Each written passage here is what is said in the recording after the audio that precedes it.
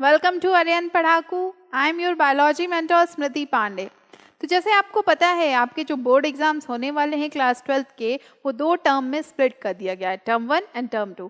Term 1 में आपके objective question आने वाले हैं और टर्म 2 में आपके थ्योरेटिकल पेपर आने वाले हैं। जैसे पहले बोर्ड एग्जाम्स होते थे वैसे ही होने वाला है। तो हम लोग को अब टर्म 1 की तैयारी करनी है, क्योंकि डे बाय डे टर्म 1 की डेट और क्लोज आ रही है। हमारे नवंबर दिसंबर में एग्जाम होने वाला है हमारा। अब हम लोग को बायोलॉजी का जो टर्म 1 का सिलेबस है उसको कवर करना है। तो बायोलॉजी का जो टर्म 1 में पहला चैप्टर है आपका, उसका नाम है sexual reproduction in flowering plant. इसके बारे में हम लोग डिस्कस करेंगे कि इसमें ऑब्जेक्टिव टाइप के क्वेश्चन कैसे आ सकते हैं। फाइन, तो तैयार हैं आप सब? चलिए स्टार्ट करते हैं। तो पहला क्वेश्चन आपकी स्क्रीन पे है। इसमें पूछा जा रहा है, in the region of germ pore the exine is. Germ pore के रीजन में एक्साइन कैसा होता है? थिक होता है, थिन होता है, परफोरेटेड होता है या एब्सेंट होता है? ये 4 ऑप्शंस आपको यहाँ पे दिए हुए हैं, ठीक है। तो यहाँ पे पॉलन ग्रेन का स्ट्रक्चर आपके सामने है। पॉलन ग्रेन की जो आउटर कोटिंग होती है that is made up of exine, और इनर लेयर जो होती है वो होती है इंटाइन। अब जर्म पोर के बारे में पूछा जा रहा है कि जर्म पोर में एक्साइन कैसा है ना। तो हमारा जर्म पोर कहाँ है? हमारा जर्म पोर यहाँ है, ये वाला रीजन, ओके। तो यहाँ पे क्या एक्साइन है? तो एक्साइन वहाँ पे प्रेजेंट नहीं होता है, एक्साइन वहाँ पे एब्सेंट होता है। तो करेक्ट आंसर है हमारा 4th one, that is absent, ठीक है। चलिए आंसर चेक कर लेते हैं हम लोग अपना। तो हमारा आंसर करेक्ट है, ठीक। चलिए नेक्स्ट क्वेश्चन की तरफ हम लोग देखते हैं। तो नेक्स्ट क्वेश्चन हमारी स्क्रीन पे है, डायथिकस एंथर। डायथिकस एंथर के बारे में पूछा जा रहा है कि डायथिकस एंथर पे कितने माइक्रोस्पोरेंजिया होते हैं और उन्हें क्या कहते हैं। तो आपको पता है जो डायथिकस एंथर होते हैं इनमें 2 लोब्स होते हैं, दे कंटेन 2 लोब्स, ओके। तो हर एक लोब पे 2 माइक्रोस्पोरेंजिया होते हैं। तो हमारे पास कितने माइक्रोस्पोरेंजिया हो जाएंगे? तो हमारे पास 4 माइक्रोस्पोरेंजिया हो जाएंगे। अब 4 माइक्रोस्पोरेंजिया को हम लोग क्या कहते हैं? सी। मोनोस्पोरेंजिएट का मतलब होता है ओनली प्रेजेंस ऑफ 1 स्पोरेंजिया। बाइस्पोरेंजिएट का मतलब होता है प्रेजेंस ऑफ 2 स्पोरेंजिया। टेट्रास्पोरेंजिएट का मतलब होता है प्रेजेंस ऑफ 4 स्पोरेंजिया। तो हमारा करेक्ट आंसर 3rd वन है, दैट इज टेट्रास्पोरेंजिएट, ठीक। चलिए आंसर मैच करा लें हम लोग, तो हमारा आंसर सही है ना। चलिए नेक्स्ट क्वेश्चन की तरफ हम लोग देखते हैं। ये जितने भी क्वेश्चंस आपके बनाए गए हैं ये सारे क्वेश्चन आपके एनसीईआरटी बेस्ड ही हैं, सारे क्वेश्चन एनसीईआरटी से ही लिए गए। Come to the question, the pollen tube emerge out through germ pore from. Pollen tube emerge out होता है जर्म पोर से, तो उसे हम लोग क्या कहते हैं? Exine of vegetative cell, intine of vegetative cell, exine of generative cell, intine of generative cell. तो आपको पता है जो जनरेटिव सेल होते हैं इनमें सेल डिवीजन होता है, ये छोटे सेल्स होते हैं और सेल डिवीजन में ये हेल्प करते हैं, मतलब नंबर ऑफ सेल्स बढ़ाते हैं। वेजिटेटिव सेल की बात करें तो ये सिर्फ न्यूट्रिशन लेते हैं, स्टोर करते हैं, ये जनरेशन में कोई भी हेल्प नहीं करते। तो हमारा जो करेक्ट आंसर है यहाँ पे that is intine of vegetative cell. जो पॉलन ट्यूब इमर्ज आउट होते हैं जर्म पोर से वो वेजिटेटिव सेल के इंटाइन से इमर्ज आउट होते हैं। क्लियर है? चलिए नेक्स्ट क्वेश्चन हम लोग देखते हैं। तो नेक्स्ट क्वेश्चन है हमारा, nutritive tissue in the anther is. Anther में न्यूट्रिटिव टिश्यू कौन से होते हैं? जैसे ह्यूमंस को न्यूट्रिशन की रिक्वायरमेंट है, एनिमल्स को न्यूट्रिशन की रिक्वायरमेंट है, सेम एज प्लांट्स को भी न्यूट्रिशन की रिक्वायरमेंट होती है, प्लांट के हर एक पार्ट को न्यूट्रिशन की रिक्वायरमेंट होती है। तो यहाँ पे पूछा जा रहा है जो न्यूट्रिटिव टिश्यू होते हैं एंथर में ये कौन से होते हैं? गिवन एग्जाम्पल, गिवन ऑप्शन है आपके tapetum, sporogenous tissue, stomium, endothecium, okay. तो जो हमें न्यूट्रिशन प्रोवाइड करते हैं हमारे प्लांट के एंथर को, उनका नाम है टैपेटम। टैपेटम उनको न्यूट्रिशन प्रोवाइड करते हैं और यही करेक्ट आंसर है।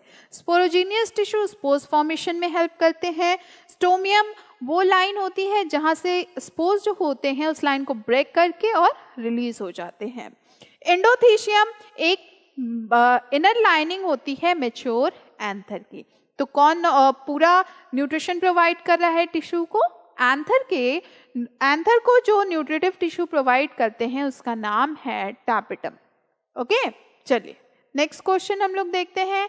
तो नेक्स्ट क्वेश्चन है large cell in pollen grain is. Pollen grain में लार्ज सेल कौन सा होता है, इसके बारे में पूछा जा रहा है। तो पॉलन ग्रेन में दो सेल्स होते हैं, vegetative cell and generative cell होते हैं ना। There are two types of cell in pollen grain, vegetative cell and generative cell. जो generative cell होते हैं ये जनरेशन में हेल्प करते हैं, मतलब नंबर ऑफ सेल डिवीजन को बढ़ाते हैं। और जो वेजिटेटिव सेल होते हैं ये बड़े सेल्स होते हैं, ये न्यूट्रिशन को स्टोर करते हैं, अदर फंक्शंस में इन्वॉल्व होते हैं। तो यहाँ पे पूछा जा रहा है लार्ज सेल कौन से हैं। तो लार्ज सेल हमारे होंगे वेजिटेटिव सेल। स्पर्म सेल छोटे होते हैं और ये गैमेट के फर्टिलाइजेशन में हेल्प करते हैं। स्टॉक सेल क्या होते हैं? तो स्टॉक सेल 1 और 2 ऑफ द सेल होते हैं जो प्रोड्यूस होते हैं by the division of generative cell. तो ये स्टॉक सेल हमें जनरेटिव सेल के थ्रू ही मिलते हैं, तो ये तो होंगे नहीं। तो हमारे पास क्या बचा? Vegetative cell. और वेजिटेटिव सेल हमने पढ़ा था कि ये बड़े सेल्स होते हैं। जैसे आप डायग्राम में भी देखिए, यहाँ पे आपको जनरेटिव सेल दिखाया जा रहा है और ये जनरेटिव का न्यूक्लियस है। यहाँ पे वेजिटेटिव न्यूक्लियस है और यहाँ पे वेजिटेटिव सेल है। तो जो वेजिटेटिव सेल होते हैं ये बिगर होते हैं, लार्जर होते हैं। फाइन, तो हमारा करेक्ट आंसर है वेजिटेटिव सेल, है ना। अब आप कहोगे इतने इजी क्वेश्चंस हैं मैम, तो हम लोग तो कर ही लेंगे। तो भाई कुछ क्वेश्चन इजी भी आते हैं, कुछ क्वेश्चन टफ भी आते हैं, कुछ क्वेश्चन ऐसा लगता है हाँ थोड़ा दिमाग लगाएंगे तो कर लेंगे, ऐसा होता है ना। तो यहाँ भी आपके सामने उसी टाइप के हर टाइप के क्वेश्चंस आपको देखने को मिलेंगे। नेक्स्ट क्वेश्चन पे आते हैं। In angiosperm male gametes are produce by. Angiosperm में मेल गैमेट्स किससे प्रोड्यूस होते हैं? तो एंजियोस्पर्म में हमारे जो मेल गैमेट होते हैं ये प्रोड्यूस होते हैं जनरेटिव सेल से। लाइक वेजिटेटिव सेल की बात करें तो ये तो बड़े सेल होते हैं, ये जनरेशन में कहीं भी हेल्प नहीं करते, तो सेल्स का फॉर्मेशन भी नहीं करेंगे, तो ये एंजियोस्पर्म के मेल गैमेट्स को प्रोड्यूस भी नहीं कर पाएंगे ना। नाउ ट्यूब सेल जो होते हैं ये प्रोड्यूस होते हैं by the division of microspore nucleus. 1 और 2 सेल ये भी होते हैं, तो ये भी उसमें इन्वॉल्व नहीं होते। ओके, जनरेटिव सेल ही होते हैं जो मेल गैमेट्स को, एंजियोस्पर्म में मेल गैमेट्स को प्रोड्यूस करते हैं। नेक्स्ट हम लोग देखते हैं। नेक्स्ट हमारा क्वेश्चन है सी। नेक्स्ट क्वेश्चन आपकी स्क्रीन पे है। The most common type of nutritive tissue for the development of embryos in angiosperm। सबसे कॉमन टाइप का न्यूट्रिटिव टिश्यू पूछा जा रहा है जो एम्ब्रॉयो के डेवलपमेंट में हेल्प करते हैं। किसमें? एंजियोस्पर्म में। तो एम्ब्रॉयो के डेवलपमेंट में जो न्यूट्रिशन प्रोवाइड करते हैं उनको हम लोग एंडोस्पर्म कहते हैं। फाइन, अब एंडोस्पर्म ही होते हैं जो न्यूट्रिटिव टिश्यू का काम करते हैं, मतलब ये न्यूट्रिशन को स्टोर किए होते हैं। न्यूसिलस क्या होते हैं? न्यूसिलस वो होते हैं जो सेंट्रल पार्ट होते हैं ओव्यूल के और ये कंटेन करते हैं एम्ब्रॉयोसेक को। पेरिस्पर्म ये होते हैं mass of nutritive tissue material outside the embryo sac. अब ये एम्ब्रॉयोसेक के बाहर है तो एम्ब्रॉयो को न्यूट्रिशन कैसे प्रोवाइड करेंगे? नहीं कर पाएंगे ना भाई। एम्ब्रॉयो को तो न्यूट्रिशन वही प्रोवाइड करेगा जो उनके पास होगा, अब कोई दूर होगा तो वो नहीं कर पाएगा। नेक्स्ट है प्लेसेंटा। तो प्लेसेंटा क्या करता है? आउटर कवरिंग प्रोवाइड करते हैं, ओके, हमारे एम्ब्रॉयो को। तो करेक्ट आंसर है हमारा एंडोस्पर्म। क्लियर है? कोई डाउट नहीं है? चलिए नेक्स्ट हम लोग आगे बढ़ते हैं नेक्स्ट क्वेश्चन की तरफ। न्यूसिलस इज सिनोनिमस विद। न्यूसिलस का सिनोनिम पूछा जा रहा है कि क्या होगा। तो भाई न्यूसिलस का सिनोनिम एक होता है जिसको हम लोग कहते हैं मेगास्पोरेंजियम। तो यहाँ पे तो एकदम आंख बंद करके टिक करने वाला क्वेश्चन है, तो ये मेगास्पोरेंजियम। जैसे आप जब बुक पढ़ते हो एनसीईआरटी की तो वहाँ पे आप देखते होगे कि कुछ ब्रैकेट्स में भी लिखा होता है, तो उस जो ब्रैकेट में पार्ट लिखा होता है उसको भी आप ध्यान से पढ़ लीजिएगा क्योंकि उससे भी क्वेश्चन आ सकता है। ओके, तो कहने का मतलब ये है कि एनसीईआरटी की हर एक लाइन को एकदम अच्छे से पढ़ लीजिए, जितना अच्छे से पढ़ सकते हो, जय बार पढ़ सकते हैं उतना पढ़ लीजिए। नेक्स्ट क्वेश्चन पे आते हैं। The cell in egg apparatus is. Cell के बारे में पूछा जा रहा है कि एग एपरेटस में सेल कैसे होते हैं, और यहाँ पे कुछ कंडीशन दी हुई है, ऑप्शन दिए हुए हैं, 4 ऑप्शंस गिवन है। फर्स्ट है egg cell plus 1 synergid, second है 1 synergid plus 2 egg cell, third है 1 एग सेल प्लस 2 सिनर्जिड और फोर्थ है 2 एग सेल प्लस 2 सिनर्जिड। इसमें से हमें करेक्ट आंसर चूज करना है। तो आपकी हेल्प के लिए यहाँ पे डायग्राम दिया हुआ है। अब डायग्राम में क्या दिया हुआ है, लेट्स सी। तो डायग्राम में हमें दिख रहा है यहाँ पे 1 and 2 सिनर्जिड सेल्स दिख रहे हैं, है ना, और हमें एग सेल 1 दिख रहा है यहाँ पे, बाकी कहीं तो आपका ना सिनर्जिड है ना एग सेल है। तो यहाँ से फिगर से हम लोग क्या कंक्लूड कर सकते हैं कि हमारे पास 2 सिनर्जिड्स हैं और 1 एग सेल है ना। चलिए हम लोग मैच करा लेते हैं। तो यहाँ पे सिर्फ 1 सिनर्जिड है, यहाँ भी 1 सिनर्जिड है, यहाँ 1 एग सेल प्लस 2 सिनर्जिड है, तो हमारा थर्ड वन करेक्ट है, that is 1 egg cell plus 2 synergid. Clear? तो हमारा करेक्ट ऑप्शन थर्ड है, that is 1 egg cell plus 2 synergids. Clear? चलिए ऐसे डायग्राम बेस्ड क्वेश्चन भी आपसे पूछे जा सकते हैं, क्योंकि जैसे आपको पता है बायोलॉजी एक डायग्रामेटिक सब्जेक्ट है, मतलब कि इसमें डायग्राम्स बहुत सारे होते हैं। तो अगर आपको डायग्राम अच्छे से मेमोराइज रहेगा तो आप बहुत सारे क्वेश्चंस अटेम्प्ट कर सकते हो, है ना।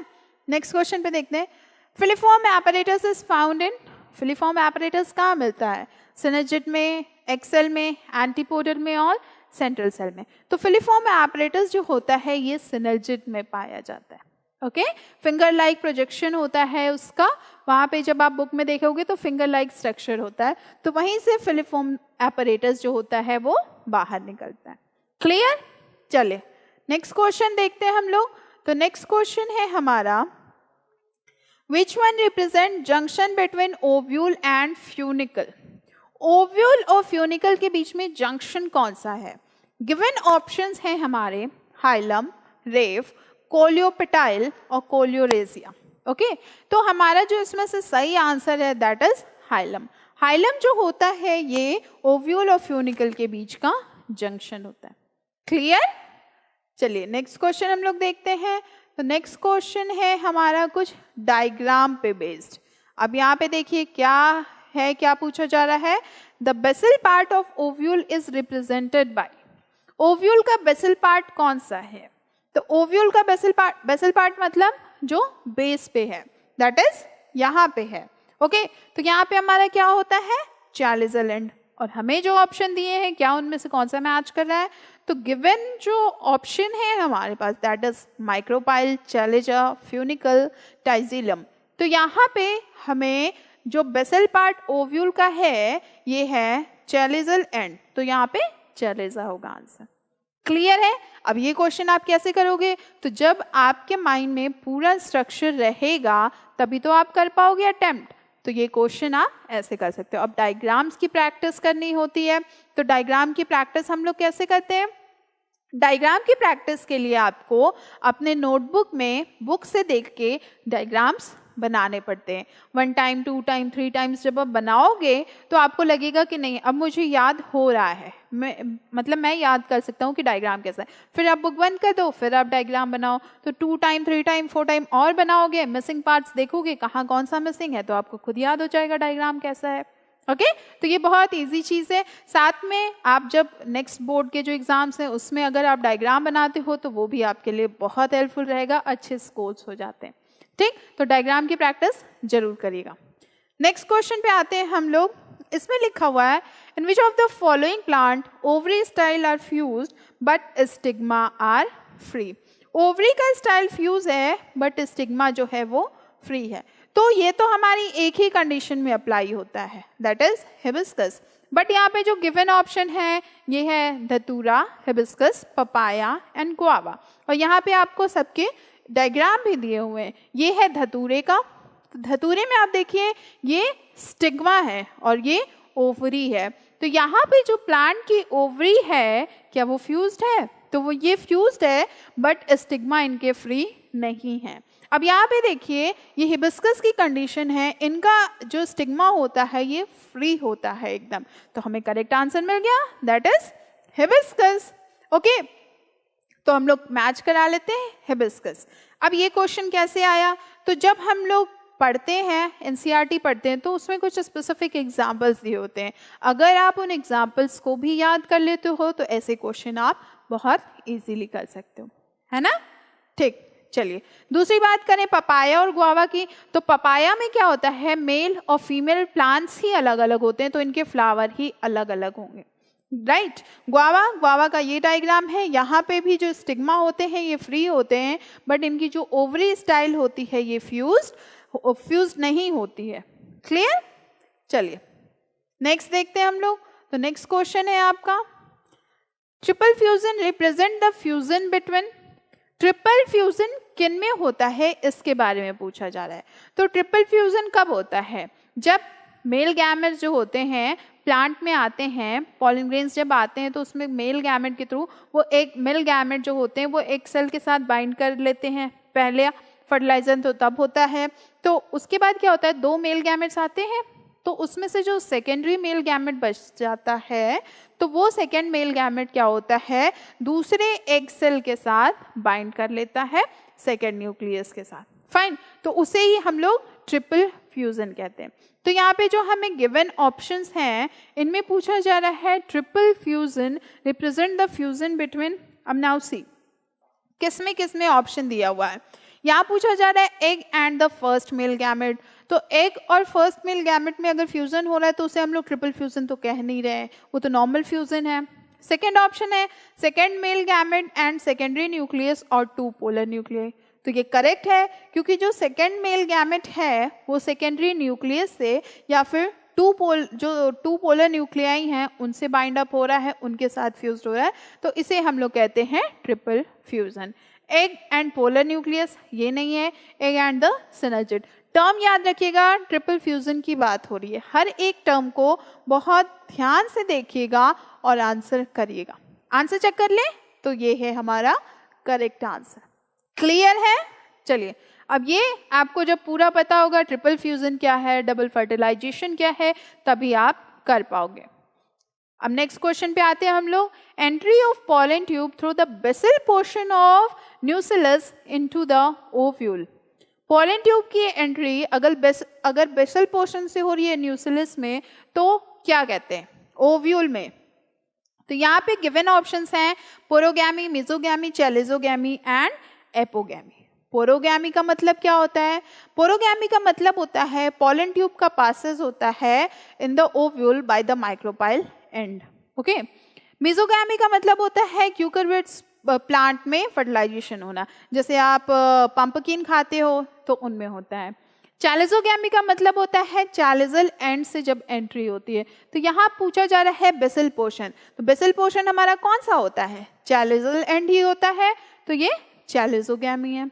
नेक्स्ट है एपोगैमी। तो एपोगैमी का मतलब होता है फर्न्स में फर्टिलाइजेशन, तो करेक्ट ऑप्शन है हमारा चैलिजोगैमी। क्लियर है। अब देखिए यहाँ पे डायरेक्ट क्वेश्चन नहीं पूछा है, पूछा है बेसल पोर्शन से, तो आपको पता होना चाहिए बेसल पोर्शन कौन सा है प्लांट का, तभी आप ऐसे क्वेश्चन कर पाओगे। क्लियर, चलिए मूव करते हैं नेक्स्ट क्वेश्चन की तरफ। तो नेक्स्ट क्वेश्चन है हमारा endosperm of flowering plant develop from. Endosperm जो होते हैं फ्लावरिंग प्लांट के, ये कहाँ से डेवलप होते हैं, तो एंडोस्पर्म का डेवलपमेंट ट्रिप्लॉइड न्यूक्लियस से होता है। ओके, तो यहाँ पे आप देखिए ट्रिप्लॉइड न्यूक्लियस लिखा हुआ है, इसी से उसका डेवलपमेंट होता है। तो जो एंडोस्पर्म होते हैं फ्लावरिंग प्लांट के, ये डेवलप होते हैं ट्रिप्लॉइड न्यूक्लियस से। करेक्ट आंसर है हमारा ट्रिप्लॉइड न्यूक्लियस। क्लियर, चलिए नेक्स्ट क्वेश्चन देखते हैं। नेक्स्ट क्वेश्चन है हमारा okay, the mother cell of endosperm is. Endosperm के मदर सेल के बारे में पूछा जा रहा है कि एंडोस्पर्म के मदर सेल कौन होते हैं। तो एंडोस्पर्म का आप इस डायग्राम में देखिए एंडोस्पर्म का डेवलपमेंट कहाँ से हो रहा है। तो एंडोस्पर्म का डेवलपमेंट आप देख सकते हो कि यहाँ पे सेंट्रल सेल से हो रहा है। सी, ये सेंट्रल सेल है। ओके, ये यहाँ पे हमें मिल रहा है एंडोस्पर्म प्रिकल्सर, तो ये हमारे एंडोस्पर्म को फॉर्म करते हैं। अब सेंट्रल सेल कैसे, सिर्फ सेंट्रल सेल से हो जाएगा, तो नहीं, सिर्फ सेंट्रल सेल से नहीं होता। जब सेंट्रल सेल फर्टिलाइज्ड होता है तभी एंडोस्पर्म का फॉर्मेशन होता है। तो करेक्ट ऑप्शन हमारा कौन सा है? फर्टिलाइज एग सेल दिया हुआ है, फर्टिलाइज सेंट्रल सेल, सिनर्जिड और एपिमेरल सेल। तो करेक्ट ऑप्शन है हमारा फर्टिलाइज्ड सेंट्रल सेल। क्लियर? चलिए आंसर चेक कर लें, आंसर मैच करा लें हम लोग, क्योंकि आंसर मैच करा लेंगे तो हमें पता चल जाएगा। That is true, fertilize central cell. Next move करते हैं हम लोग नेक्स्ट क्वेश्चन की तरफ। तो नेक्स्ट क्वेश्चन है हमारा, the method of outbreeding device which avoid autogamy and geitonogamy is. Autogamy और गाइटेनोगैमी को अवॉइड किया जाता है, ऐसा मेथड पूछा जा रहा है। तो यहाँ पे जो हमें गिवन ऑप्शंस है, that is declining with monoecious condition, declining with dioecious condition, herkogamy and self sterility. Autogamy का मतलब क्या होता है? ऑटोगैमी का मतलब होता है खुद ही फर्टिलाइज्ड हो जाते हैं, मतलब प्लांट्स के पास मेल भी होते हैं, फीमेल भी होते हैं, तो वो उन्हीं से फर्टिलाइज हो जाते हैं। गाइटेनोगैमी ये दूसरे प्लांट से पॉलिनेशन के थ्रू इनके पास जो मेल गैमेट्स होते हैं वो आते हैं, तब ये फर्टिलाइज्ड होते हैं। ओके, तो यहाँ पे अब जो गाइटेनोगैमी में प्लांट्स होते हैं ये जेनेटिकल सिमिलर होते हैं, जेनेटिकली आइडेंटिकल होते हैं ये। तो इनमें कोई ऐसा नहीं होता कि दूसरे प्लांट से आ गए, बट जब वो दूसरा प्लांट सेम ऐसे ही इन्हीं की तरह होता है तभी होता है। बट यहाँ पे पूछा जा रहा है आउटब्रीडिंग मेथड डिवाइस पूछा जा रहा है। ओके, तो यहाँ पे जो ऑप्शन है डिक्लाइन विद डायशियस कंडीशन, ये सही ऑप्शन है। डिक्लाइनिंग का मतलब क्या होता है? डिक्लाइन का मतलब होता है यूनिसेक्सुअलिटी, मतलब कि मेल या फीमेल सिर्फ एक ही है। फाइन। अब डायशियस का मतलब क्या होता है? सेपरेट होते हैं मेल और फीमेल। ये तब भी हो सकता है जब एक ही प्लांट में मेल फ्लावर अलग हो, फीमेल फ्लावर अलग हो। तो यहाँ पे इन दोनों कंडीशन के लिए मेथड पूछा गया है, that is the right option. ये पॉलिनेशन से क्वेश्चन था। चलिए नेक्स्ट हम लोग मूव करते हैं नेक्स्ट क्वेश्चन की तरफ। अब सी, ये क्वेश्चन आपको देखने में बहुत बड़ा लग रहा होगा, बट क्या ये बड़ा है ये तो हम लोग को करने के बाद ही पता चलेगा। So let's see, select a showing initial binucleate and haploid, later uninucleate diploid condition and uninucleate triploid condition after fertilization. तो यहाँ पे हमें बताना है कौन से पहले यूनिन्यूक्लिएट हैप्लॉइड होते हैं, उसके बाद वो यूनिन्यूक्लिएट डिप्लॉइड कंडीशन में आते हैं, उसके बाद वो यूनिन्यूक्लिएट ट्रिप्लॉइड की कंडीशन में आते हैं। तो जो गिवन ऑप्शन है हमारे पास egg cell, synergid, antipodal cell and central cell, firstly ये सारे हैप्लॉइड होते हैं। हैप्लॉइड को हम लोग एन से रिप्रेजेंट करते हैं। ओके, तो हैप्लॉइड को हम लोग एन से देखते हैं, ये सारे हमारे हैप्लॉइड होते हैं। बाद में क्या होता है कि इनमें डिप्लॉइड की कंडीशन आती है जब ये फर्टिलाइज होते हैं, और ट्रिप्लॉइड की कंडीशन तब आती है जब इनमें ट्रिपल फ्यूजन होता है। तो ट्रिपल फ्यूजन हमारा किस में होता है? ट्रिपल फ्यूजन हमारा सिर्फ सेंट्रल सेल में होता है। फाइन, तो चलिए आंसर देख लेते हैं। तो आंसर हमारा ये है। बाकी सारी कंडीशन मतलब फर्स्ट जो लिखा हुआ है बाइन्यूक्लिएट हैप्लॉइड, इसको तो सब फॉलो करें, लेकिन उसके बाद की भी कंडीशन को क्या सब फॉलो कर रहे हैं, तो ये भी आपको देखना है। ऐसे लेंदी क्वेश्चंस में क्या होता है कि बच्चे पूरा पढ़ते नहीं हैं, तो आप पूरा पढ़ के ही आंसर करना, वरना दिक्कत हो जाएगी। पहले टिक कर दिया, पता चला वो आंसर ही नहीं है, तो आपको तो मार्क्स नहीं मिलेंगे, उसके गलत हो जाएगा ना। चलिए, तो ये सब छोटी छोटी चीज़ें होती हैं जो आपको ध्यान देना होता है। अच्छा, अब ये क्वेश्चन है, सी each cell of pollen tetrad consists of 12 chromosome. What is the number of chromosome present in its nucleus cell of its ovule? अब ये तो एकदम आंख बंद करके टिक करने वाला क्वेश्चन है। कितने क्रोमोसोम हैं? 12 क्रोमोसोम को ये कंसिस्ट कर रहे हैं। Number of chromosome present in its nucleus cell, nucleus cell में कितने नंबर ऑफ क्रोमोसोम होंगे? तो डबल हो जाते हैं, दैट इज 24। तो करेक्ट आंसर है हमारा 24। ठीक, तो ऐसे क्वेश्चन भी आपसे पूछे जा सकते हैं। जितने मतलब टाइप के क्वेश्चन आपको दिख रहे हैं ये सब अलग अलग टाइप के हैं और इनमें से पूछा जा सकता है। Come, mother cell of female gametophyte in angiosperm is. Mother cell पूछा जा रहा है फीमेल गैमेटोफाइट का इन एंजियोस्पर्म में। तो मदर सेल कौन होते हैं एंजियोस्पर्म में फीमेल गैमेटोफाइट के? तो मदर सेल जो होते हैं ये फंक्शनल मेगास्पोर होते हैं। कैसे? जो मदर सेल होते हैं ये पहले तो डिप्लॉइड सेल होते हैं, इसमें मियोसिस होता है, मियोसिस के बाद ये 4 हैप्लॉइड सेल्स को फॉर्म करते हैं, 4 हैप्लॉइड मेगास्पोर्स को फॉर्म करते हैं, जिसमें से कि सिर्फ जो एक स्पोर होता है वो फॉर्म होता है हैप्लॉइड फीमेल गैमेटोफाइट में।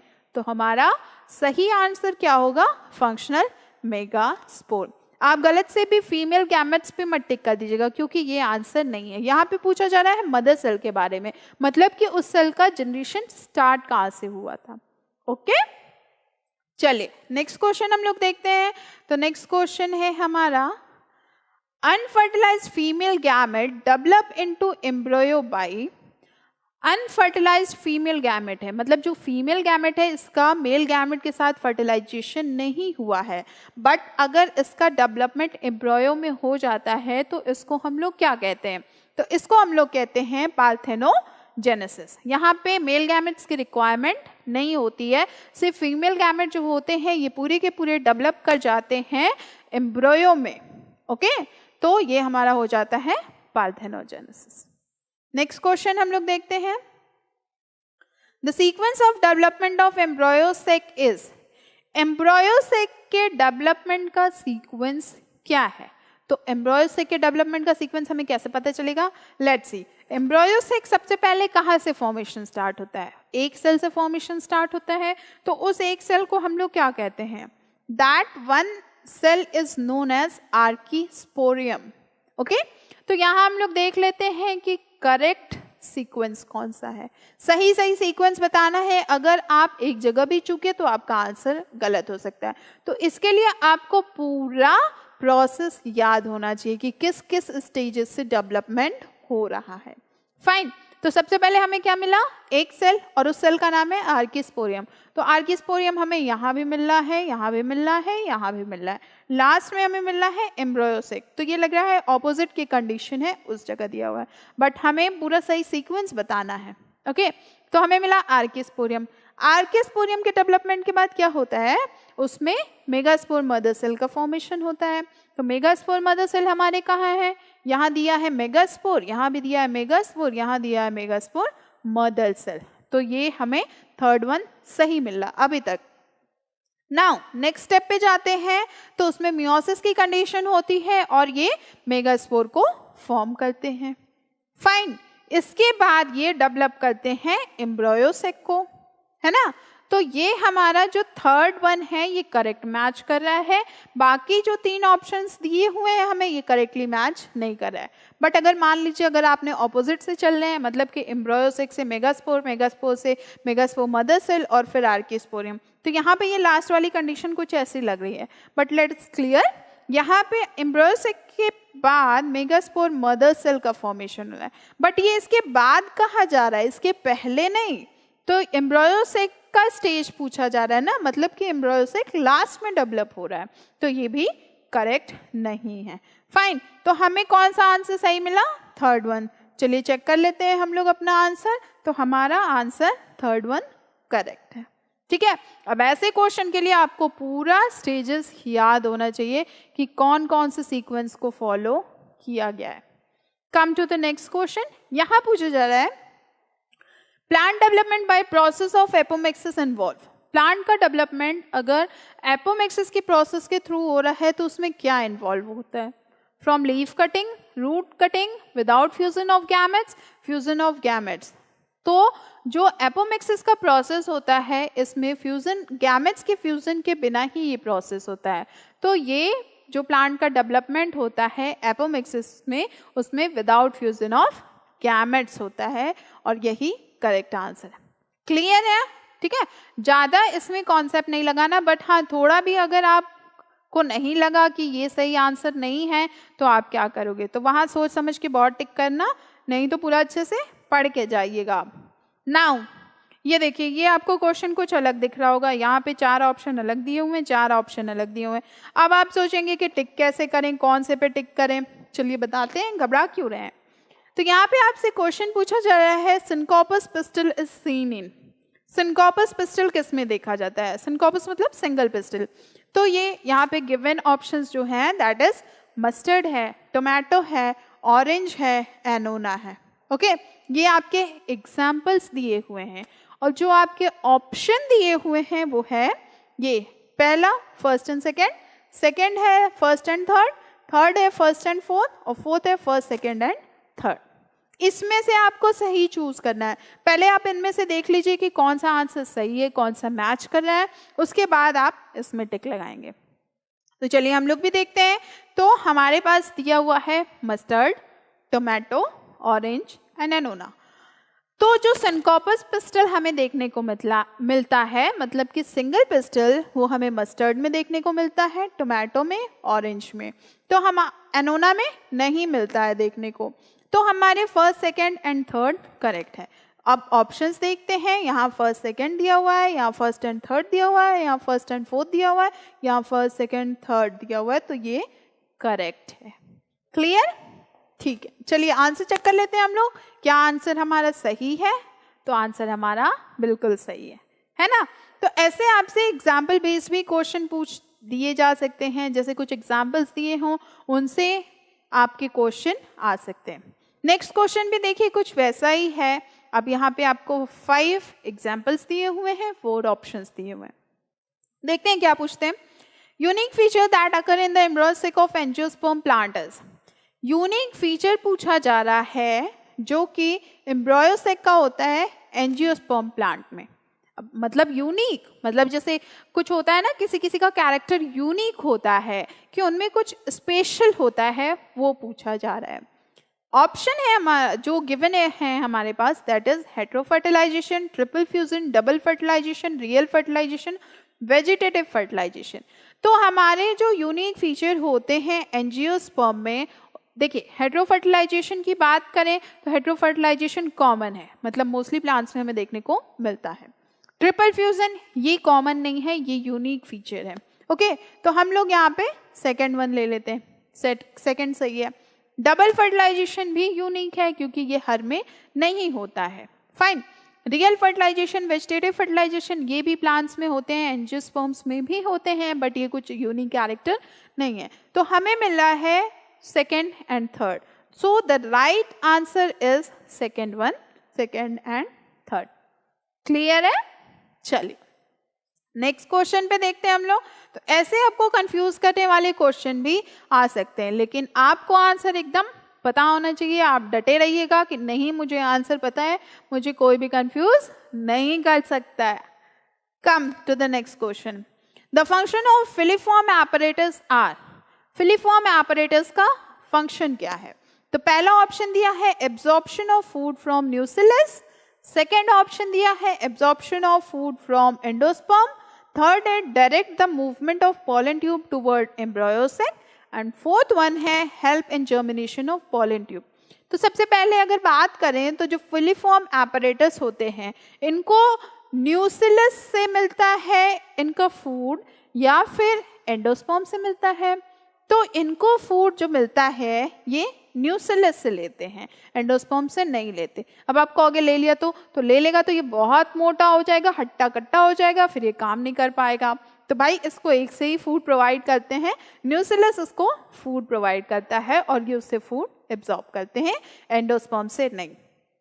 नाउ जो थर्ड ऑप्शन गिवन है that is direct the movement of pollen tube towards embryo sac.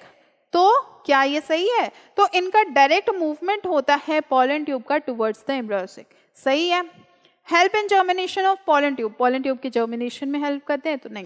Now correct answer हम लोग मैच कराते हैं, तो ये है हमारा first one and third one. तो फर्स्ट ये और ये स्टेटमेंट दोनों सही है, और जो हमारा फर्स्ट ऑप्शन गिवन है फर्स्ट एंड थर्ड ये करेक्ट है। ठीक, तो ऐसे आपको ये सारे क्वेश्चन करने हैं। बिल्कुल भी जल्दी जल्दी में मत कर दीजिएगा, आपको सफिशिएंट टाइम रहेगा, आप अच्छे से पढ़ के सारे ऑप्शंस ध्यान में रखते हुए फिर आप आंसर टिक करिएगा। कभी नहीं समझ में आए तो दोबारा पढ़ लीजिएगा, उसको छोड़ दीजिएगा, लास्ट में जब आपका पेपर हो जाए तब उसको पढ़ लीजिएगा। Okay, now endospermic seeds are seen in. Endospermic seeds किस में देखने को मिलते हैं इसके बारे में पूछा जा रहा है। तो एंडोस्पर्म क्या होते हैं? एंडोस्पर्म वो होते हैं जो फ्रूट को स्टोर करते हैं, फूड को स्टोर करते हैं, न्यूट्रिशन को स्टोर करते हैं। तो हमारे पास दिया हुआ है castor, coconut and groundnut. Castle जो होते हैं ये एंडोस्पर्मिक सीड होते हैं। कोकोनट जो होते हैं ये भी एंडोस्पर्मिक सीड होते हैं। ग्राउंडनट एंडोस्पर्मिक सीड नहीं होते। कोकोनट में जो आप कोकोनट वाटर ड्रिंक करते हो ना, नारियल पानी पीते हो, तो वो एंडोस्पर्म का ही पार्ट होता है। बाद में कुछ जो कोकोनट हमें मिलते हैं पूजा के लिए यूज़ होता है, या नारियल जो होता है उसको जब फोड़ा जाता है तो एंडोस्पर्म का पार्ट हमें कुछ मिल जाता है। ओके, तो हमारा करेक्ट ऑप्शन है 1 एंड 2। चलिए आंसर चेक कर लेते हैं हम लोग, तो हमारा ये करेक्ट है। क्लियर है? ओके, ये एग्जाम्पल बेस्ड क्वेश्चन था, तो ऐसे एग्जाम्पल से भी क्वेश्चन आ सकते हैं। चलिए फिर पूछ रहे हैं ये unique feature of angiosperm. Angiosperm के यूनिक फीचर के बारे में फिर पूछा जा रहा है। तो यहाँ पे ऑप्शन दिए हुए हैं प्रेजेंस ऑफ फ्रूट, तो फ्रूट प्रेजेंट होते हैं। एंजियोस्पर्म जो प्लांट होते हैं ये फ्लावरिंग प्लांट होते हैं, और जिम्नोस्पर्म जो प्लांट होते हैं इनमें फ्लावर्स नहीं होते। तो एंजियोस्पर्मिक प्लांट में जो फ्लावर्स का डेवलपमेंट होता है, इसके बाद ये फ्रूट में कन्वर्ट हो जाते हैं। लाइक आप मैंगो खाते हो, तो मैंगो का डेवलपमेंट किससे होता है? पहले फ्लावर होते हैं, फिर वो फ्रूट में फॉर्म होते हैं। पोमीग्रेनेट खाते हो तो उसका भी डेवलपमेंट ऐसे ही होता है, ठीक है, तो फ्रूट उसमें प्रेजेंट होते हैं।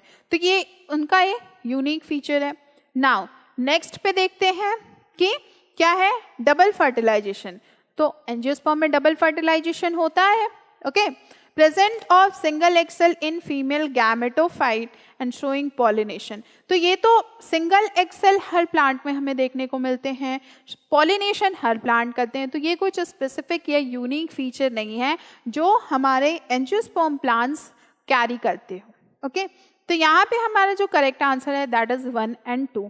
अब आप ऐसे क्वेश्चन में घबराहट में या जल्दी जल्दी में कि नहीं मुझे सब आता है, ओवर कॉन्फिडेंस में बच्चे गलत कर देते हैं। तो आप बहुत शांत दिमाग से, बहुत काम माइंड से क्वेश्चन को पढ़िए, उसके ऑप्शंस देखिए और फिर समझने की कोशिश करिए कि क्वेश्चन आपसे क्या चाह रहा है, मतलब वो क्या आंसर एक्सपेक्ट कर रहे हैं। फाइन, चलिए यहाँ तक हम लोग आ गए। नेक्स्ट क्वेश्चन पे हम लोग देखते हैं, find the incorrect statement regarding synergid. Synergid के रिगार्डिंग इनकरेक्ट स्टेटमेंट बताना है, करेक्ट नहीं बताना है, ठीक है। इस बात का आप बहुत ध्यान रखिएगा कि करेक्ट बताना है या इनकरेक्ट बताना है। अब ऐसा हुआ कि बच्चे क्या होते हैं, जल्दीबाजी में जल्दी जल्दी क्वेश्चन पढ़ लिया, इनकरेक्ट को करेक्ट पढ़ लिया, तो दिक्कत हो जाएगी ना, वहाँ पे आपका आंसर गलत हो जाएगा। नाउ सी, यहाँ पे कह रहे हैं they are helper cell which cooperate in fertilisation. अच्छा ये ध्यान रखिएगा, यहाँ पे इनकरेक्ट पूछा जा रहा है, करेक्ट नहीं। तो ये हमारे हेल्पर सेल होते हैं सिनर्जिड्स जो फर्टिलाइजेशन में हेल्प करते हैं, ये तो करेक्ट है। Come to the next, they have filiform apparatus at micropylar tip. इनके पास फिलीफॉर्म एपरेटस होता है, तो सिनर्जिड के ही पास तो फिलीफॉर्म एपरेटस होता है, तो ये भी करेक्ट है।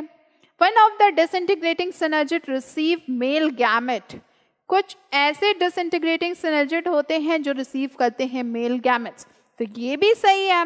They passes micropylar vacuole and chalazal nucleus, तो ये गलत है हमारा। फाइन, तो हमें कौन सा इनकरेक्ट स्टेटमेंट मिला? Last one. अब चलिए हम लोग अपना आंसर चेक कर लेते हैं कि क्या हमारा आंसर सही है। तो हमारा आंसर 4 करेक्ट है, क्योंकि यहाँ पे इनकरेक्ट स्टेटमेंट पूछा जा रहा है, करेक्ट नहीं। नेक्स्ट क्वेश्चन हम लोग देखते हैं। तो नेक्स्ट क्वेश्चन हमारा कुछ डायग्राम बेस दिख रहा है। अब इसमें क्या करना है, arrange the following layer of anther wall in centrifugal manner.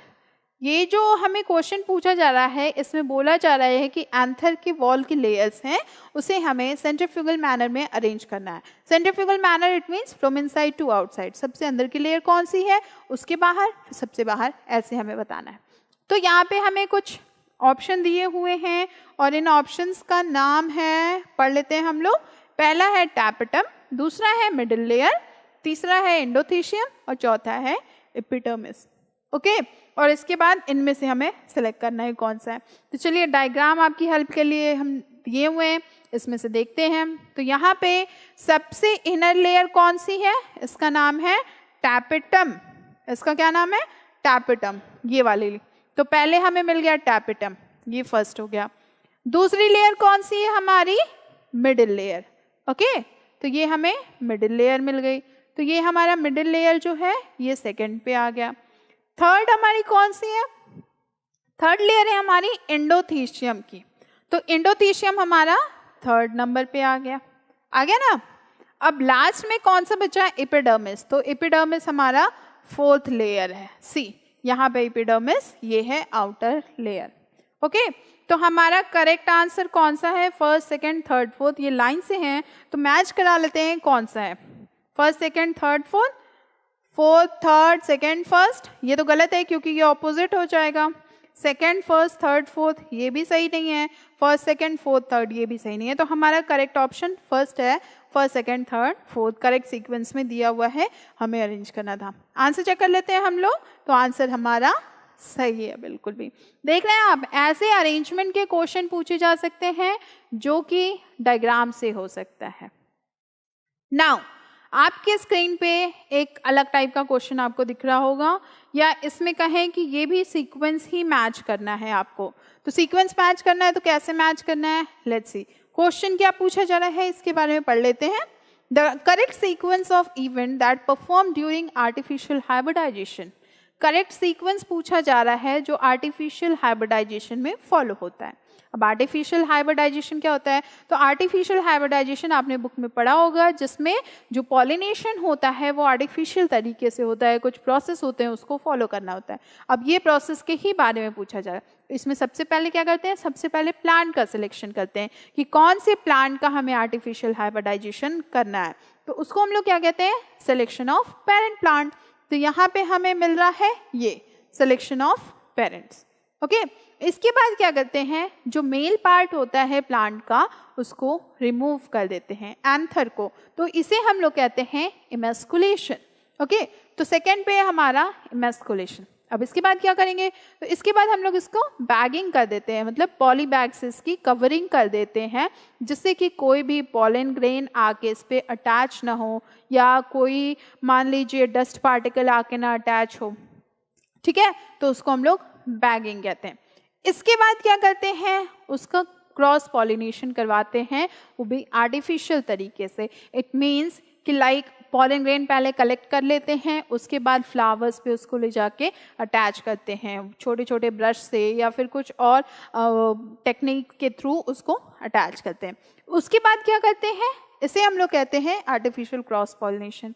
उसके बाद हम लोग उसकी फिर से बैगिंग कर देते हैं, रीबैगिंग जिसे कहते हैं, पॉली बैग से फिर से उसको कवर कर देते हैं। फाइन, तो ये सारा प्रोसेस है आर्टिफिशियल हाइब्रिडाइजेशन का। तो यहाँ पे जो लिखा हुआ है selection of parents, emasculation, bagging, artificial cross pollination and rebagging दिया हुआ है।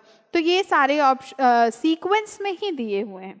अब ज़रूरी नहीं है कि यहाँ पे सीक्वेंस में दिया हो, तो आपके भी एग्जाम में ये सीक्वेंस में ही पूछा जाए। हो सकता है ऊपर नीचे कर दे, हो सकता है इंटरचेंज कर दे, कुछ भी हो सकता है। चलिए हम लोग चेक कर लेते हैं हमारा आंसर कौन सा सही है। First, second, third, fourth and fifth. तो पहले पे दिया है first, second, third, fifth, fourth. Fifth, fourth ये चेंज हो गया यहाँ पे, तो ये नहीं है। दूसरे पे दिया है first, second, third, fourth, fifth, तो ये हमारा सही लग रहा है। आंसर चेक कर लेते हैं हम लोग, तो आंसर बिल्कुल भी करेक्ट है। फाइन, नेक्स्ट क्वेश्चन हम लोग देखते हैं। तो नेक्स्ट क्वेश्चन हमारी स्क्रीन पे है। अब सी, यहाँ पे भी स्टेजेस पूछे जा रहे हैं आपसे कि कौन से स्टेजेस हैं जो फॉलो होंगे सीक्वेंस में। Correct sequence of stages in embryogeny. Embryogeny के करेक्ट सीक्वेंस बताने हैं। तो जब एम्ब्रियो का फॉर्मेशन होता है उस समय की कंडीशन यहाँ पे पूछी जा रही है। तो सबसे पहले हम इसमें देख लेते हैं कि यहाँ पे हमें ग्लोब्यूलर दिया हुआ है, हार्ट शेप दिया हुआ है, प्रो एम्ब्रियो दिया हुआ है, मैच्योर एम्ब्रियो दिया हुआ है। सबसे पहले कौन सी कंडीशन आती है? तो सबसे पहले जाइगोट की कंडीशन आती है। क्या यहाँ पे जाइगोट लिखा हुआ है, मेंशन है कहीं? तो कहीं भी जाइगोट मेंशन नहीं है। ओके, इसके बाद यहाँ पे हम लोग को दिख रहा है ग्लोब्यूलर। तो जाइगोट के बाद प्रो एम्ब्रियो की कंडीशन आती है जो आपका यहाँ पे मेंशन है। तो यहाँ पे आप लिख दीजिए फर्स्ट। फाइन, प्रो एम्ब्रियो के बाद हमें क्या देखने को मिलता है? ग्लोब्यूलर। ये ग्लोब्यूलर आपको दिख रहा है, तो ये है ग्लोब्यूलर। इसके बाद आपको देखने को मिलेगा हार्ट शेप। ये देख रहे हैं, जब ग्लोब्यूलर के बाद इनमें चेंजेस होते हैं तो ये हार्ट शेप के बन जाते हैं। तो यहाँ पे आपका होगा थर्ड वन। इसके बाद है आपका मैच्योर एम्ब्रियो। वैसे तो यहाँ पे लिखा हुआ है टॉर्पेडो, पर टॉर्पेडो यहाँ पे कहीं ऑप्शन में लिखा नहीं है, तो हम लोग लास्ट स्टेप जो है मैच्योर एम्ब्रियो का वहाँ चल जाएंगे। ऐसा भी हो सकता है एग्जाम में कि जो लास्ट है या बीच के एक आध स्टेजेस हैं उनको स्किप कर दिया जाता है, तो आपको बड़े ध्यान से देखना होगा कि कौन सा सही है। फाइन, तो यहाँ से हमें मिल गया कि कौन सा ऑप्शन सही है। ओके, तो कौन सा ऑप्शन हमारा सही है? सबसे पहले हमारा थर्ड वन, तो ये यहाँ पे हमें थर्ड दिख रहा है, यहाँ पे थर्ड दिख रहा है, यहाँ पे थर्ड दिख रहा है, यहाँ पे फर्स्ट दिख रहा है। इसके बाद हमें मिल रहा है कौन सा? थर्ड के बाद ये हमारा ग्लोब्यूलर है, तो ग्लोब्यूलर हमारा कहाँ है? ग्लोब्यूलर हमारा फर्स्ट पे है। इसके बाद हमें क्या मिल रहा है? सेकेंड मिल रहा है हार्ट शेप का। इसके बाद हमें मिल रहा है प्रो एम्ब्रियो।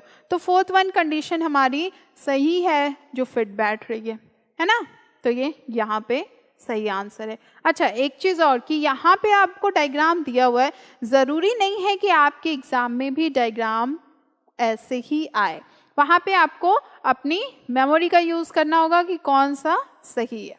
नेक्स्ट क्वेश्चन देखते हैं। नेक्स्ट क्वेश्चन देखिए कुछ अलग टाइप का आपको दिख रहा होगा।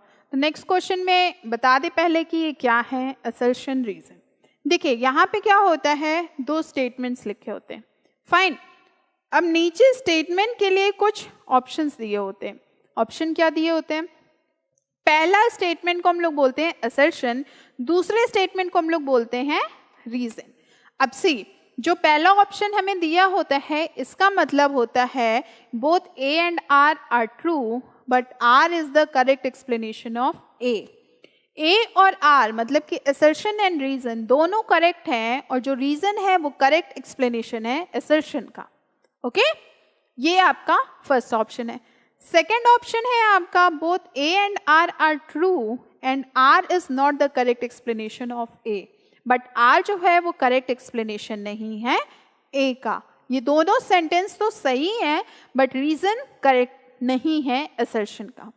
थर्ड है आपका A is true but R is false, मतलब कि ये वाला स्टेटमेंट असर्शन का ट्रू है बट जो रीजन का स्टेटमेंट है वो फॉल्स है। और लास्ट वन है आपका असर्शन फॉल्स है, रीजन ट्रू है। ओके, यहाँ पे ये क्वेश्चन क्या कह रहे हैं? Tapetal cells are binucleated, tapetal cells binucleated होते हैं। रीजन क्या दे रहे हैं ये? In tapetal cell nuclear division is not followed by cytokinesis. Tapetal cell में न्यूक्लियर डिवीजन साइटोकाइनेसिस को फॉलो नहीं करते।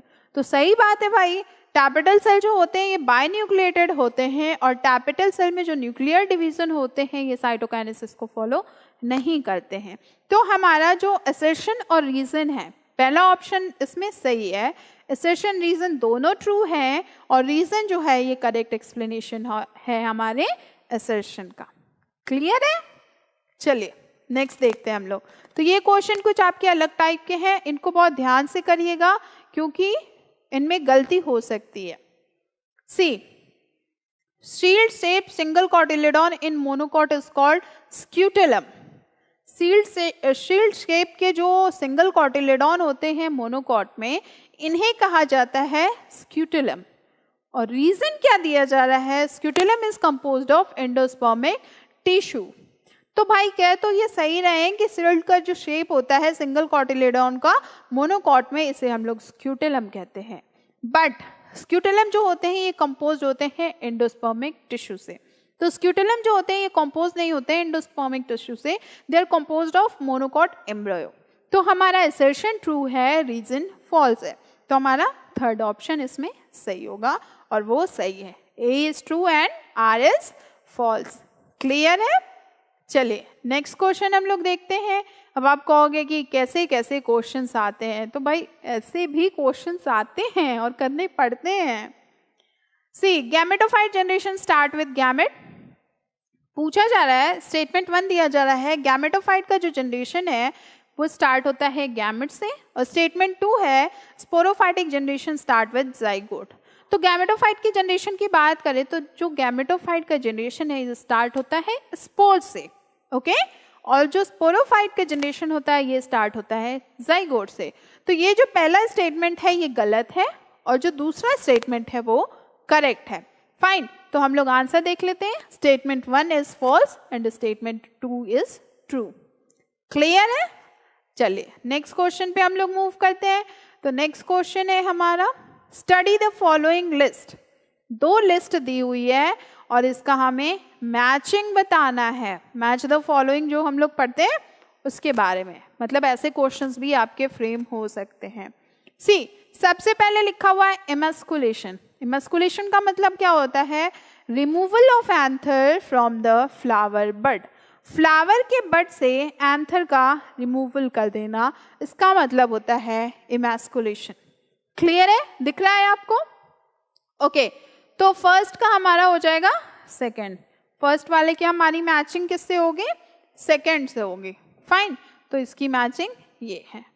अब ऐसे आप पेपर पे टिक मत कर दीजिएगा, वहां पे ऑप्शन दिया होगा जो यहाँ भी है पर नेक्स्ट स्लाइड में है, यहाँ हम आपको बता रहे हैं। बैगिंग की बात करें तो बैगिंग का मतलब क्या होता है? Covering of emasculated flower. Emasculated flower की कवरिंग हो जाती है, तो ये है इसका मैचिंग। थर्ड है हमारा सिनगैमी। सिनगैमी का मतलब क्या होता है? मेल गैमेट का फ्यूजन विथ फीमेल। तो मेल गैमेट और फीमेल गैमेट का फ्यूजन, यहाँ पे हम लोग देखते हैं, यहाँ पे दिया हुआ है fusion of male gamete with 2 polar nuclei. ये नहीं है, fusion of male gamete with egg. तो एग क्या होते हैं? फीमेल गैमेट ही तो होते हैं, तो इनका फ्यूजन होता है, इसे ही हम लोग सिनगैमी कहते हैं। ओके, फोर्थ पे है आपका ट्रिपल फ्यूजन। ट्रिपल फ्यूजन क्या होता है? तो ट्रिपल फ्यूजन में मेल गैमेट, जो सेकेंडरी मेल गैमेट होते हैं, वो 2 पोलर न्यूक्लियाई से फ्यूज हो जाते हैं। तो इसका हमें सही ऑप्शन ये दिख रहा है, fusion of male gamete with 2 polar nuclei. Clear है? फर्स्ट का सेकेंड, सेकेंड का फर्स्ट, थर्ड का फोर्थ और फोर्थ का थर्ड। ये हम चेक कर लेते हैं अपनी नेक्स्ट स्लाइड में कि क्या हमारा आंसर सही है। तो आ जाओ भाई, आज जल्दी से हम लोग चेक कर लें। तो यहाँ पे करेक्ट मैचिंग दी हुई है ABCD की और 4 ऑप्शन दिए हुए हैं हमें, 1 2 3 4, 1 2 3 4, सबके अलग अलग ऑप्शन। जैसे इनको फ्रेम करना था उन्होंने फ्रेम करके हमें दे दिया। अब इसमें से सही बताना है। तो ये देखिए, ये आपका ABCD है, मतलब जो इस साइड जो पूछे गए थे वर्ड्स उनका था और उस साइड जो डिटेल में लिखा हुआ था वो मीनिंग था उनका। तो हमें करेक्ट ऑप्शन कौन सा मिला था? हमें जो करेक्ट मिला था वो फर्स्ट का सेकंड था, सेकंड का फर्स्ट, थर्ड का फोर्थ, फोर्थ का थर्ड। याद करने के लिए, मतलब अभी याद करने के लिए हम बता रहे हैं आपको। तो फोर्थ वन करेक्ट है। ओके, चलिए नेक्स्ट पे हम लोग देख लेते हैं नेक्स्ट क्वेश्चन हमारा क्या है। तो नेक्स्ट क्वेश्चन भी हमारा कुछ ऐसे ही है, मैच द फॉलोइंग। अब इसमें हमें बताना है कि किसका सही मैचिंग कौन सा है। देखिए, आप पॉलिनेशन पढ़े हैं, पॉलिनेशन में आपको पता है कुछ बायोटिक फैक्टर होते हैं, कुछ एबायोटिक फैक्टर होते हैं जो पॉलिनेशन के लिए रिस्पॉन्सिबल होते हैं, प्लांट का पॉलिनेशन करवाते हैं। तो यहाँ पे उन टर्म्स को दिया गया है कि कौन कौन से प्लांट हैं और पॉलिनेटिंग एजेंट कौन से हैं। फाइन, तो लेट्स सी। तो पहले दिया हुआ है ऑर्निथोफिली। ऑर्निथोफिली का मतलब क्या होता है कि पॉलिनेशन बाय बर्ड। तो ये ऑर्निथोफिली का पॉलिनेशन बर्ड से होगा। थैरोफिली, थैरोफिली का मतलब होता है पॉलिनेशन बाय स्क्विरल्स। ओके, तो इसमें स्क्विरल्स जो होती हैं ये बायोटिक होती हैं, बायोटिक मतलब बायोलॉजिकल। तो स्क्विरल्स जो होती हैं ये पॉलिनेशन में हेल्प करती हैं। मैल्कोफिली, तो मैल्कोफिली में स्नेल्स, स्लग्स, इनके थ्रू पॉलिनेशन होता है, तो स्लेग्स एंड स्नेल्स। लास्ट में है एंटिमोफिली। तो एंटिमोफिली में इंसेक्ट्स होते हैं जो पॉलिनेटिंग एजेंट होते हैं और ये पॉलिनेशन करवाते हैं, है ना। तो ये है आपके लिस्ट और उनके पॉलिनेटिंग एजेंट। फर्स्ट का हमें मिला, फर्स्ट से मैच हो गया। थेरोफिली का स्क्विरल है, मैल्कोफिली का थर्ड है, एंटिमोफिली का सेकंड है। चलिए हम लोग अपने आंसर मैच करवा लेते हैं। तो हमारा आंसर नेक्स्ट पे है और करेक्ट आंसर सेकंड वन है। क्लियर है? एकदम क्लियर है। चलिए मूव करते हैं नेक्स्ट स्लाइड पे। तो नेक्स्ट क्वेश्चन है हमारा, आओ भाई। हाँ, अब ये देखिए, ये बहुत अच्छा क्वेश्चन है और बहुत लॉजिकल क्वेश्चन भी है। सी, ये पूरा डायग्राम बेस्ड क्वेश्चन है, इसमें डायग्राम भी आ सकता है, स्टेटमेंट भी आ सकता है आपका। यहाँ पे पूछा जा रहा है कि in the given diagram part labelled as, ये आपको डायग्राम दिया हुआ है, इसमें पार्ट लेबल है ABCDE, okay, are respectively identified as. इनको आइडेंटिफाई कैसे करना है, क्या होंगे इनके नाम, इसके बारे में बताना है। चलिए हम लोग देख लेते हैं। तो सबसे पहले यहाँ पे आप देखिए डायग्राम एकदम अच्छे से देख लीजिए कि डायग्राम में कोई भी प्रॉब्लम ना हो कि गलती से कुछ हो जाए। फाइन। तो यहाँ पे आप देखिए ए पूछा हुआ है। ए क्या होता है, ये लिखा है यहाँ पे ए। ओके, तो ए क्या है हमारा, ए हमारा सिनर्जिड होता है। लेट्स सी सिनर्जिड कहाँ है हमारा, तो सिनर्जिड हमें पहले पे ही मिल गया, ये है सिनर्जिड। कलर चेंज कर लेते हैं, तो ये है आपका सिनर्जिड। फाइन। दूसरे पे क्या है आपका बी, तो ये है हमारा बी, और बी पे है आपके पोलर न्यूक्लियाई। तो बी हमारा कहाँ है, पोलर न्यूक्लियाई, ये है पोलर न्यूक्लियाई। फाइन। सी, सी क्या है हमारा, ये है देखिए सी, सेंट्रल सेल है ना, सी जो है वो सेंट्रल सेल है, तो ये है हमारा सेंट्रल सेल। अब डी पे क्या है, तो डी पे है हमारे एंटीपोडल्स, ये यहाँ पे है डी, और ये देखिए यहाँ पे है एंटीपोडल्स। फाइन। अब नाउ लास्ट में हम लोग देखते हैं ई। ई कहाँ है, तो भाई ई का है एग, ई का नाम है एग। ठीक, तो ये हमें करेक्ट सीक्वेंस मिल गया है। अब यहाँ पे देखिए अदर सीक्वेंस भी दिए हैं जो सही नहीं है। अब वही बात है कि अगर आपको डायग्राम अच्छे से आता होगा तो आप ऐसे क्वेश्चंस बहुत इजीली कर जाओगे, कोई भी प्रॉब्लम नहीं आएगी आपको, इनफैक्ट मज़ा ही आएगा। ऐसे क्वेश्चंस में क्या होता है, इंटरेस्टिंग लगते हैं। मतलब कि जब डायग्राम पता हो, आपको नाम पता हो, तो नॉमेनक्लेचर ही तो करना है, बस पता होना चाहिए, सीक्वेंस सही पता होना चाहिए। ठीक, तो ये आपका क्वेश्चन है। चलिए आंसर चेक कर लेते हैं, तो आंसर आपका बिल्कुल भी सही है। नेक्स्ट क्वेश्चन हम लोग देखते हैं, तो नेक्स्ट क्वेश्चन आ जाओ। नेक्स्ट क्वेश्चन है identify the pair of wrong statement in the following. Wrong statement बताना है, इनमें से कौन कौन सा है। करेक्ट नहीं बताना है, रॉन्ग बताना है, ध्यान रखिएगा। फाइन। तो सी यहाँ पे पूछा जा रहा है एंटाइन of pollen grain is made up of sporopollenin. क्या जो एंटाइन होता है पॉलन ग्रेन का वो स्पोरोपोलिन से बना होता है। एक्साइन जो होता है वो स्पोरोपोलिन से बना होता है, एंटाइन नहीं। ओके, तो यहाँ पे जो स्पोरोपोलिन की कंडीशन में एंटाइन रखा गया है, तो एंटाइन का तो फॉर्मेशन ही नहीं होता स्पोरोपोलिन से, तो पहला स्टेटमेंट रॉन्ग है। और यहाँ पे आपको रॉन्ग स्टेटमेंट ही बताना है, पेयर बताना है। ओके, तो यहाँ पे कोई और स्टेटमेंट हम लोग देखते हैं रॉन्ग है या राइट है। Come to the next, pollen grain are well preserved as fossils because of the presence of sporopollen। तो स्पोरोपोलिन की वजह से पॉलन ग्रेन को लॉन्ग टाइम तक के लिए प्रिजर्व किया जा सकता है, तो ये स्टेटमेंट आपका बिल्कुल सही है। Enzyme can degrade the organic material of the exine of the pollen grain. Enzyme जो होते हैं वो डिग्रेड कर देते हैं ऑर्गेनिक मटेरियल को of the exine of the pollen grain. अब यहाँ ऑर्गेनिक मटेरियल कौन सा है, स्पोरोपोलिन ही ऑर्गेनिक मटेरियल है, और ये ऐसा ऑर्गेनिक मटेरियल है जो सबसे हार्ड होता है। मतलब ना ये किसी एंजाइम से डिग्रेड हो सकता है, ना एसिड से, ना कुछ से। फाइन, तो ये स्टेटमेंट हमारा रॉन्ग है। फर्स्ट एंड थर्ड हमें रॉन्ग मिला। लास्ट चेक कर लेते हैं। Sporopollenin can withstand high temperature, strong acid and alkali. तो स्पोरोपोलिन हमारे सर्वाइव कर जाते हैं हाई टेम्परेचर पे भी, स्ट्रॉन्ग एसिड्स पे भी, और एल्कली में भी। तो यहाँ सेकेंड और फोर्थ हमें बिल्कुल सही मिला है। तो करेक्ट ऑप्शन हमारा कौन सा है, फर्स्ट एंड थर्ड। चलिए देख लेते हैं, तो थर्ड पे हमारा फर्स्ट एंड थर्ड क्लियर है। तो ये आपके कुछ बायोलॉजी के इस chapter sexual reproduction in flowering plant के कुछ क्वेश्चन फ्रेम किए गए थे आपके लिए, जो टोटली एनसीईआरटी बेस्ड था। साथ में एक और इम्पॉर्टेंट इन्फॉर्मेशन है कि आपको इस वीडियो के डिस्क्रिप्शन में एक पीडीएफ का लिंक मिलेगा। उस पीडीएफ में कुछ केस स्टडी दी हुई है, उस केस स्टडी को आपको पढ़ना है, सही आंसर सिलेक्ट करना है। ठीक है, बाकी हम लोग फिर मिलेंगे नेक्स्ट वीडियो में नेक्स्ट चैप्टर के साथ। तब तक आप हमारे वीडियो के साथ बने रहें। Take care, good bye.